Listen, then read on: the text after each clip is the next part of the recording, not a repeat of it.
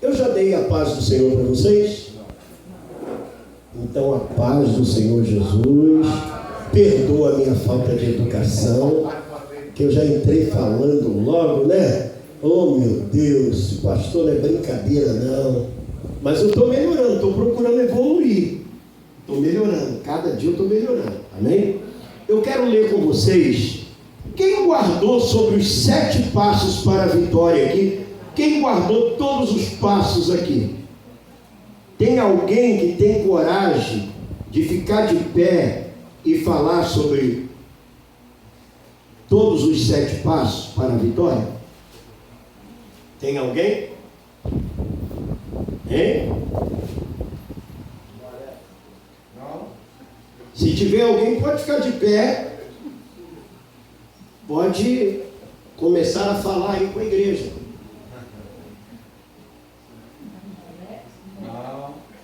Vamos lá. Vai sair. Vai sair. 7 passos para a vitória.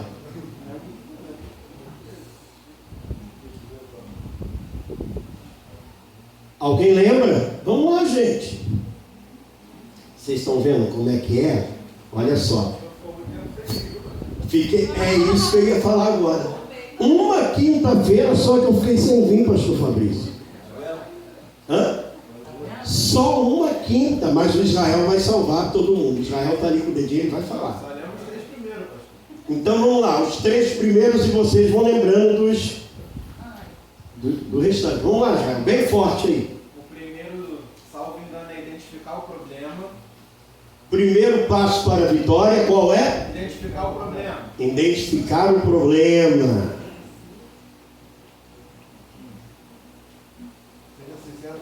Segundo passo para a vitória, seja sincero consigo mesmo e com Deus.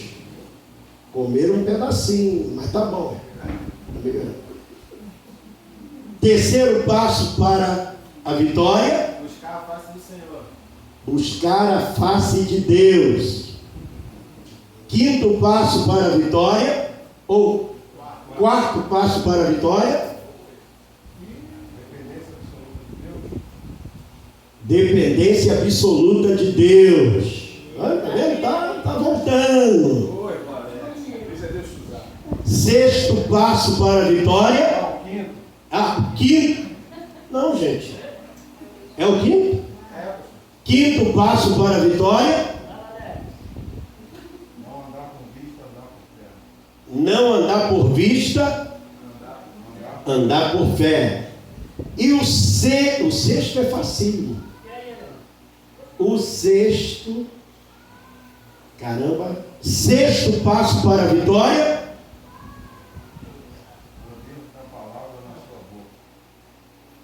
O poder da palavra, há poder nas palavras que saem da sua boca. Amém.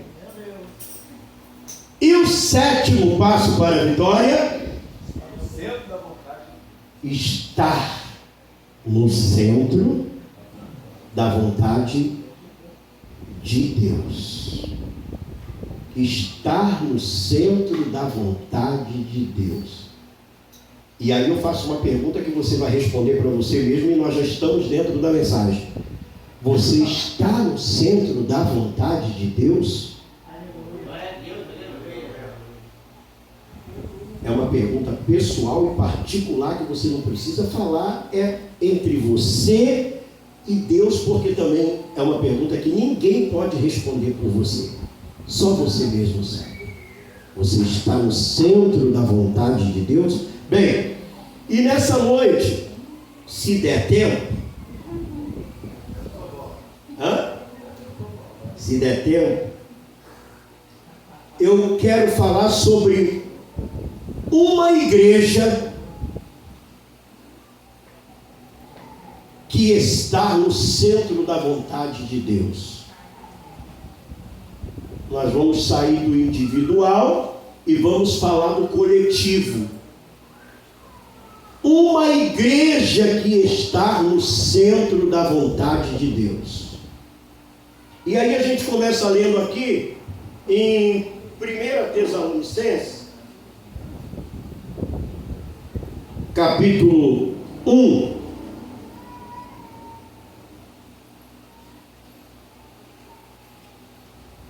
E gostaria que vocês abrissem e acompanhassem e lessem juntos aí, não falando, mas acompanhassem, tá bom? Que alguma hora eu vou mandar alguém, vou pedir alguém para ler, para dar continuidade. Paulo e Silas e Timóteo, a igreja dos Tessalonicenses.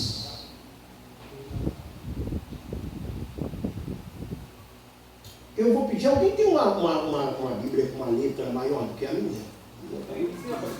Cadê? Está aqui, né? Está aqui, né? Não, está ali, ó. Não preciso nem de óculos. Paulo e Silvano e Timóteo, a igreja dos Tessalonicenses, em Deus, Pai e nosso Senhor Jesus Cristo. A vocês, graça e paz da parte de Deus e de nosso Senhor Jesus Cristo. Sempre damos graças a Deus por todos vocês, mencionando-os em nossas orações. Lembramos continuamente diante de nosso Deus e Pai o que vocês têm demonstrado, o trabalho que resulta da fé, o esforço motivado pelo amor e a perseverança proveniente da esperança em nosso Senhor Jesus Cristo. Olhe para mim. Alguma tradução vai dizer alguma coisa diferente, um pouquinho, mas o sentido é o mesmo. Paulo, inicialmente no capítulo 1, no versículo 1, ele dá uma saudação, é uma saudação à igreja dos Tessalonicenses, né? Ele traz uma saudação, inclusive há um nome aí, Paulo, na sua está escrito o quê? Paulo e Silvano. Em qual tradução está escrito Silvano? Silvano, Paulo, Silvano e Timóteo. Mas na verdade esse Silvano é o Silas, é o mesmo Silas, né? Paulo e Silas e Timóteo. E aí ele dá uma saudação, e no versículo 2, ele diz: damos sempre graças a Deus por vós todos. E ele começa a dizer que está sempre orando pela igreja de Tessalônica, e está sempre dando graças a Deus pela igreja de Tessalônica, está ali, né? Sempre damos graças a Deus por todos vós, mencionando-os em nossas orações. Então Paulo começa a dizer que sempre lembrava de agradecer a Deus pela igreja de Tessalônica. E ele diz: mencionando-os em nossas orações. Estamos sempre mencionando vocês em nossas orações. Agora, o que levou Paulo a se expressar dessa maneira, a dizer que sempre dava graças a Deus pela igreja de Tessalônica? O que levou Paulo a essa gratidão, a agradecer a Deus? Não é um agradecimento qualquer, ele não está falando de uma coisa qualquer. Ele está falando: olha, eu estou sempre agradecendo a Deus por vocês. Em outras palavras, eu agradeço a Deus pela existência de vocês, por vocês existirem. Era isso que ele estava querendo dizer. Olha, Tessalonicenses, eu estou sempre agradecendo a Deus por vocês existirem. E aí ele diz uma outra coisa, e também mencionando sempre vocês em nossas orações. Em todas as minhas orações eu estou sempre mencionando vocês. Mencionar, lembrar. Eu lembro de vocês nas minhas orações. Mas por que Paulo está expressando esse sentimento, esse carinho tão elevado pelos Tessalonicenses? O que tinha de mais? Que agradecimento é esse? Que agradecimento é esse? E aí no versículo 3 vai falar exatamente isso. Vai falar o que era a igreja de Tessalônica. Que igreja era essa? Que igreja era essa? Quem está com a Bíblia aberta, por favor, eu gostaria que você lesse aí para mim e para nós o versículo 3. Tessalonicenses capítulo 1, versículo 3. Vamos interagir, vamos participar, vamos falar, vamos lá. Quem puder, por favor. Sempre devemos, irmãos, dar graças a Deus por vós, como é de razão, porque a vossa fé cresce muitíssimo, e o amor de cada um de vós aumenta de uns para com os outros. Bem, nosso irmão, qual é o nome do irmão? Alex. Ele leu numa tradução muito boa. Agora, quem tem uma outra tradução diferente da dele para ler também para nós? Pode ler bem forte, hein? Recordando-nos diante do nosso Deus e Pai da operosidade da vossa fé. Só um instantinho. Ali naquela tradução, mesma coisa. Ele fala da fé, mas ali ele usa uma expressão muito boa. Ele diz: olha, vocês são uma igreja. Antes da operosidade da fé, ele fala do trabalho, Israel. Vê se não está aí na tua Bíblia.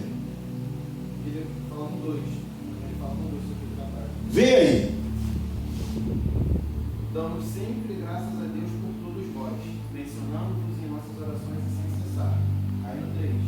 Recordando-nos diante do nosso Deus e Pai da operosidade da vossa fé, da abnegação do vosso amor e da firmeza da vossa esperança em nosso Senhor Jesus. Muito bem. Em qual tradução fala do trabalho?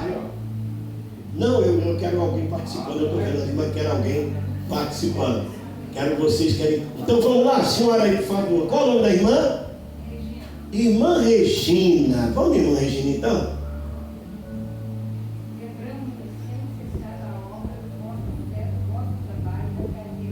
Lembrando sempre o quê? Do vosso trabalho, da vossa fé e do vosso trabalho. Lembrando sempre Da vossa obra, da vossa fé. da vossa obra, E do vossa fé, do vosso trabalho. Na caridade, na paciência, na esperança, pelo nosso Senhor Jesus Cristo, diante do nosso Pai. amém. Então, olha, Paulo, ele no versículo 1, capítulo 1, versículo 1, ele fala, ele agradece, diz que sempre lembra dos irmãos na oração, está sempre recordando da igreja.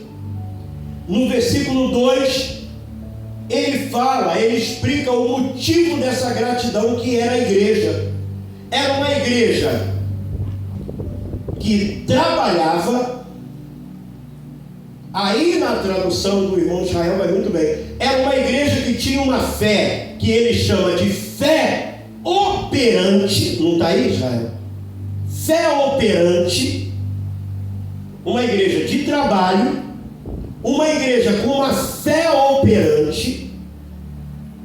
E quando fala de uma fé operante, nós voltamos lá em Tiago, quando Santiago fala sobre que a fé sem obras, sem operação, é uma fé morta.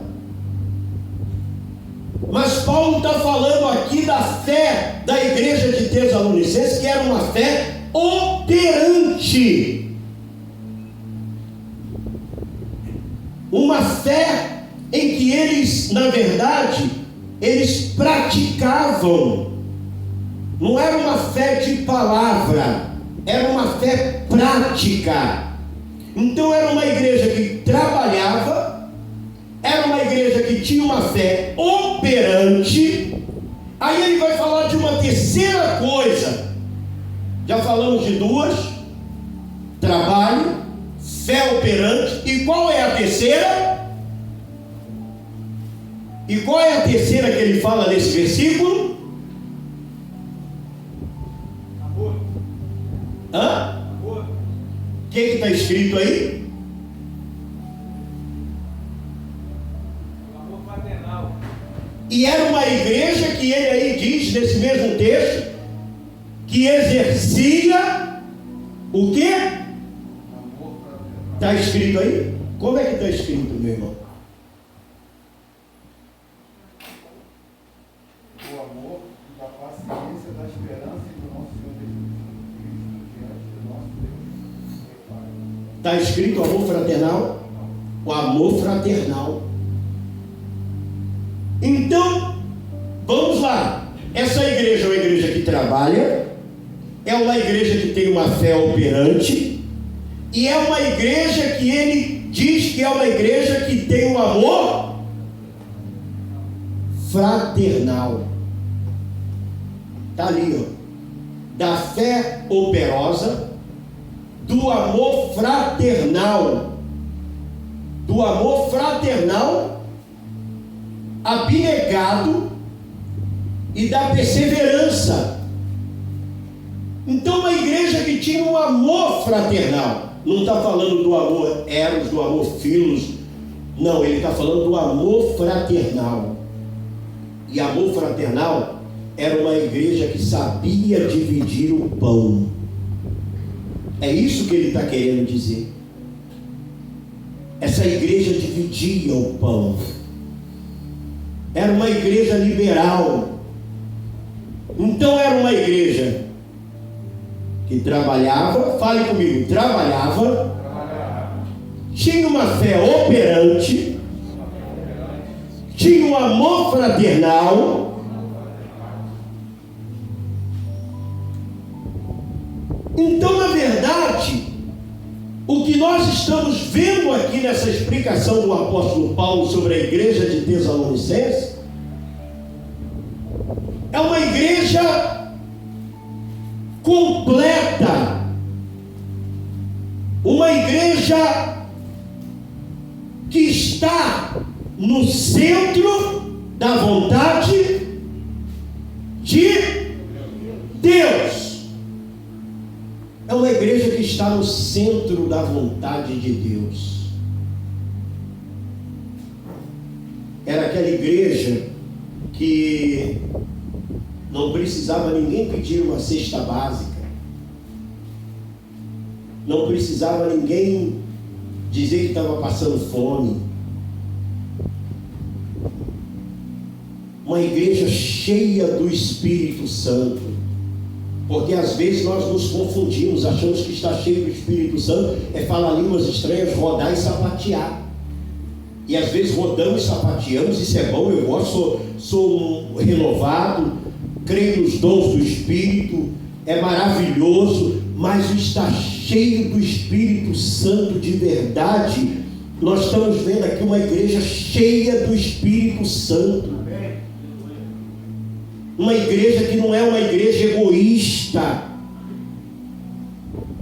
não é uma igreja avarenta, não é uma igreja medíocre, não, é uma igreja liberal.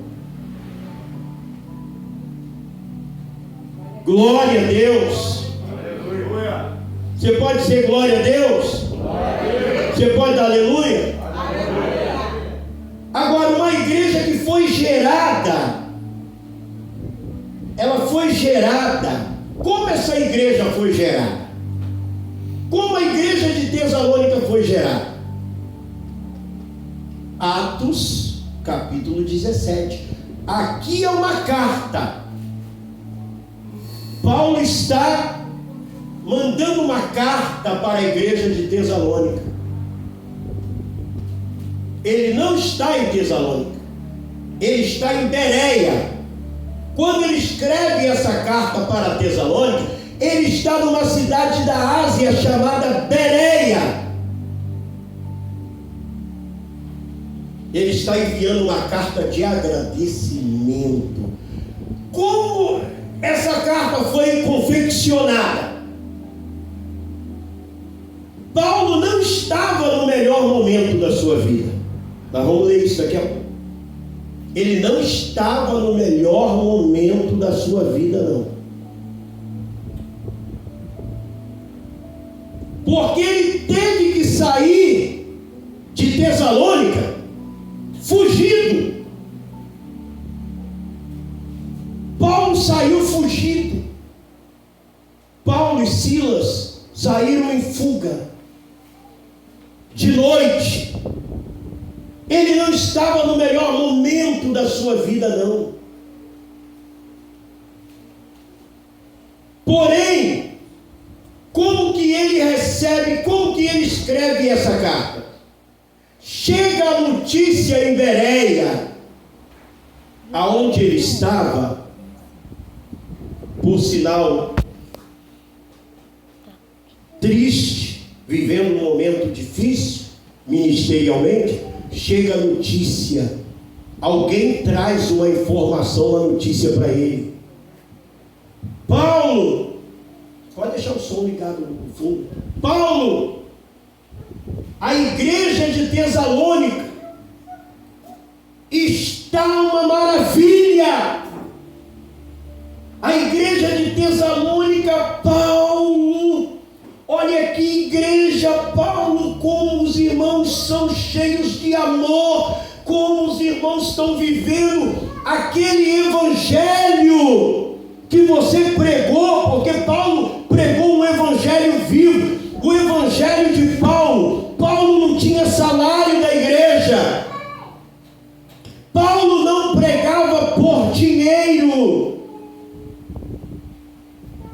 A igreja de Paulo não tinha nem nome, a igreja não era uma instituição, uma denominação, não. A igreja aqui que fala, saudações aos irmãos da igreja em Laodiceia, ele não estava se referindo a um prédio com uma placa, ele estava se referindo ao ajuntamento das pessoas, as pessoas que haviam aceitado a Jesus como único e suficiente Salvador. As pessoas que haviam de fato aberto o coração para Deus. Era muito diferente do que nós hoje vemos e vivemos. Às vezes temos até dificuldade de entender uma escrita, porque trazemos para os nossos dias o que vivemos hoje, o que existe hoje, o modelo de hoje, e aí temos dificuldade de entender o que está escrito em relação ao modelo antigo, original, como era. Uma igreja que não tinha placa, não tinha um nome denominacional. Paulo não tinha salário, não pregava por dinheiro, nada. Um homem apaixonado pelo Evangelho, por Jesus, cheio do Espírito, que a única coisa que importava para ele era pregar o Evangelho e ganhar almas para Deus. Almas. Ele queria salvar almas. Não importava aonde fosse a distância, o sacrifício, as dificuldades, os obstáculos, não importava isso. Ele estava disposto a transpor todos os obstáculos e todas as dificuldades para ganhar almas para Jesus, puramente por amor a Jesus e ao Evangelho, sem nenhum interesse material. Ou seja, o Evangelho que Paulo anunciava era um Evangelho puro,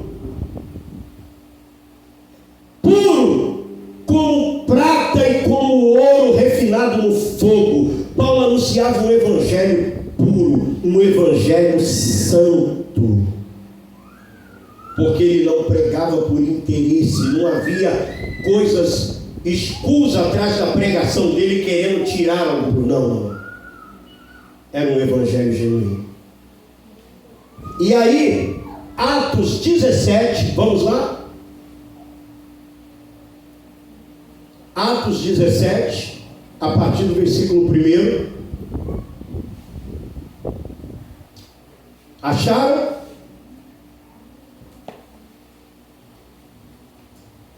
Aqui em Tessalônica é a carta que ele escreve por receber notícia de como estava. Ele está em Bereia e escreve a carta para a igreja de Tessalônica.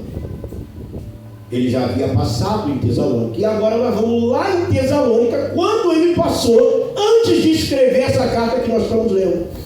O que aconteceu lá? Vamos lá. Acharam aí? Atos 17, versículo 1. Quem achou? Quem está entendendo? Glória a Deus. E tendo passado, Atos 17, versículo 1. E tendo passado por Anfípolis e Apolônia, chegaram a Tessalônica. Bem, quem escreveu foi Lucas, que escreveu o livro de Atos que nós estamos lendo. Lucas escreveu, doutor. Lucas não estava nessa viagem. Ele escreveu depois, mas ele não estava, porque ele fala, tendo passado por Anfípolis e Apolônia, chegaram a Tessalônica. Se ele tivesse escrito, ele diria, chegamos.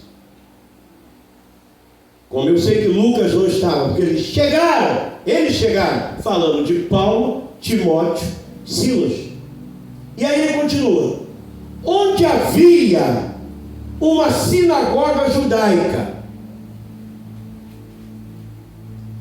e como fazia habitualmente, Paulo foi à sinagoga.